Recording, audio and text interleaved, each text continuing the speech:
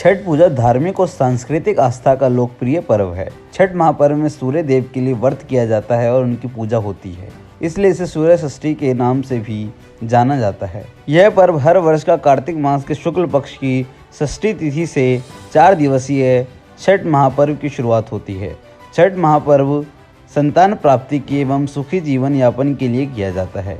यह त्यौहार प्राकृतिक सूर्य को समर्पित है। इस त्यौहार में सादगी और स्वच्छता पर विशेष ध्यान दिया जाता है। छठ सामाजिक सौहार्द, सद्भाव, शांति, समृद्धि और सादगी का होता है। न्यूज़ इंडिया के संवाददाताओं ने हिंदुस्तान के विभिन्न जगहों का दौरा किया। उसी बीच उत्तरी पश्चिमी दिल्ली के रोहिणी सेक्टर 22 में आयोजित छठ पूजा में किराड़ी विधानसभा के विधायक ऋतुराज झा चीफ गेस्ट के तौर पर उपस्थित हुए। वहां पर लोगों में छठ पूजा को लेकर काफी उत्साह दिखाया। पेश है हमारे न्यूज़ इंडिया के सभी संवाददाताओं की हिंदुस्तान के कोने कोने से रिपोर्ट।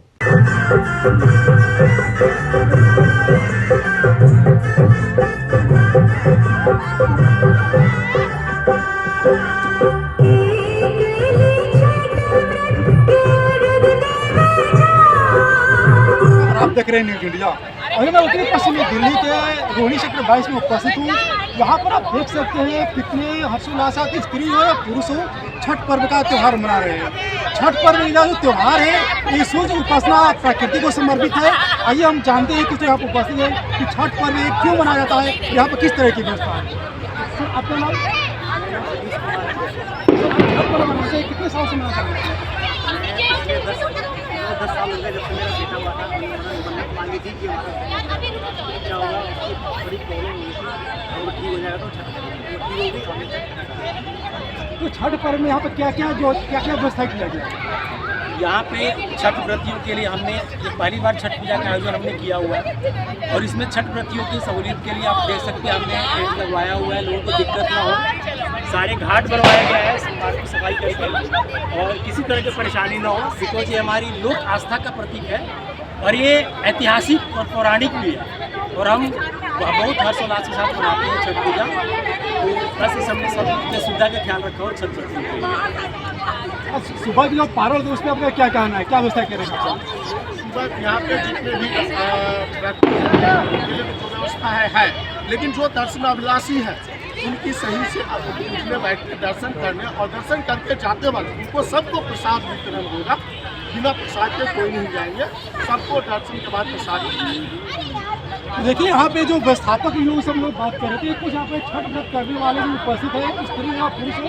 तो आइए हम जानते हैं इसके लिए क्या क्या तैयारियाँ करनी पड़ती है।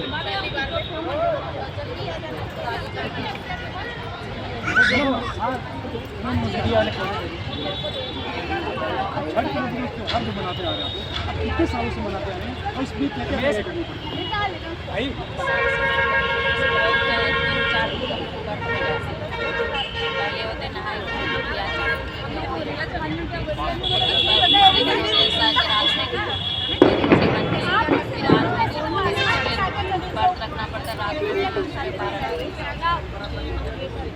मन इसकी जो छठ पर्व जो त्यौहार है, हम इसको करने का पहले जो तैयारियाँ करते हैं उस तैयारी में किस चीज़ का ख्याल रखा जाता है?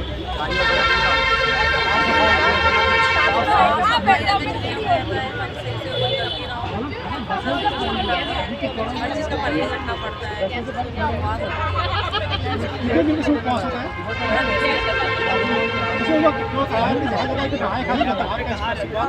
उसके बाद क्या क्या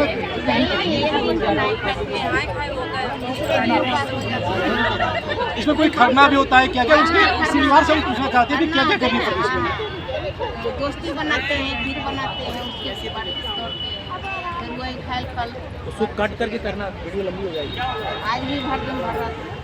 तो आपने देखा हम लोग यहाँ पर बात कर रहे थे कि ये लोग बोले कि हमें यहाँ पर जो है नहाए खाए से स्टार्ट होती है और सूर्य के त्यौहार के जो उगते हुए सूर्य को अर्घ्य देकर इस व्रत की समाप्ति की जाती है। तो हमें जानते हैं कि इस त्यौहार पे करने का उद्देश्य क्या होता है? ये मन्नत है, जो मांगो पूरा करते हैं। इसे किसने किया जाता है? अच्छा परिवार बना रहे, शांति जो मांगते हैं उसे पूरा करते हैं। अभी हमारे सामने किराड़ी के विधायक जी उपस्थित है। आइए हम बात करते हैं छठ त्यौहार को लेकर। भागी विघ्न को स्वागत है।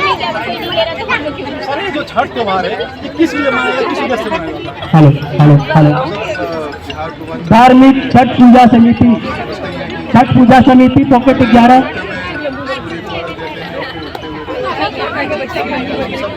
पूर्वांचल वासियों का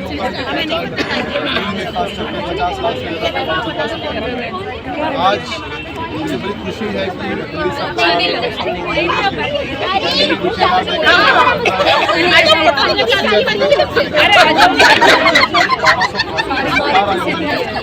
और जहाँ जहाँ सरकार आयोजन नहीं सकती है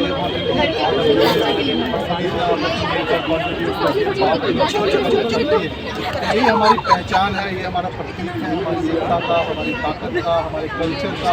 और ये एक ऐसा त्यौहार है, आप देखेंगे कि ये सब कुछ नेचुरल है, कुछ भी मतलब ये देखिए केला इस्तेमाल होता है, ये कौड़ी इस्तेमाल होता है, इसके अंदर में जितनी भी चीज़ें हैं कोई भी चीज़ मतलब कि आर्टिफिशियल नहीं है, सब नेचुरल चीज़ें इस्तेमाल होती है। हाँ, सब कुछ इस्तेमाल होता है जो कि बिल्कुल नेचुरल है, खेत में उगने वाली चीज़ें हैं, फ्रूट्स है, ये भी चीज़ें हैं।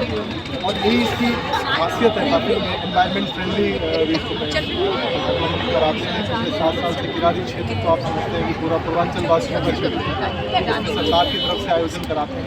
इस बार समय कम मिला, लेकिन कम समय में भी हमारी मेहनत करके जितना हो सकता है ज़्यादा ज़्यादा किया। अभी रोहिणी में रहना शुरू किया, ये सब लोग नए पड़ोसी हैं, अभी इनसे ज़्यादा इंट्रैक्शन भी नहीं हुआ। यहाँ की पूजा में भी हमारा सहयोग ज़्यादा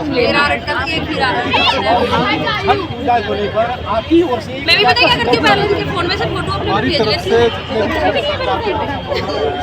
हूँ। हाथ बनाने से लेकर साउंड तमाम जब टाइम लगेगा तभी तो भेजूँ।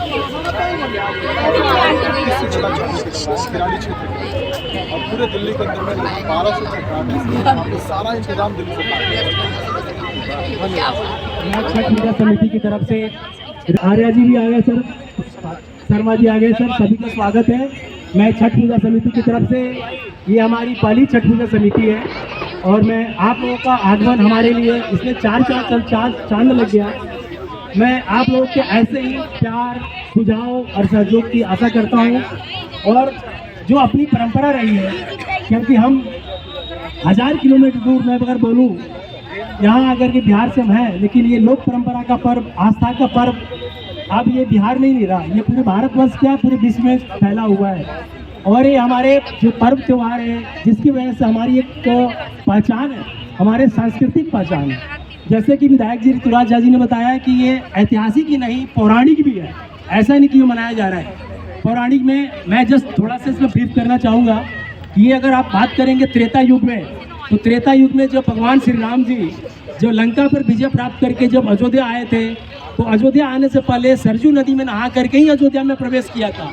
और उस समय ये सूर्य भगवान का अर्घ देने के बाद ही अयोध्या में प्रवेश किया था। तब से परंपरा चली आ रही है।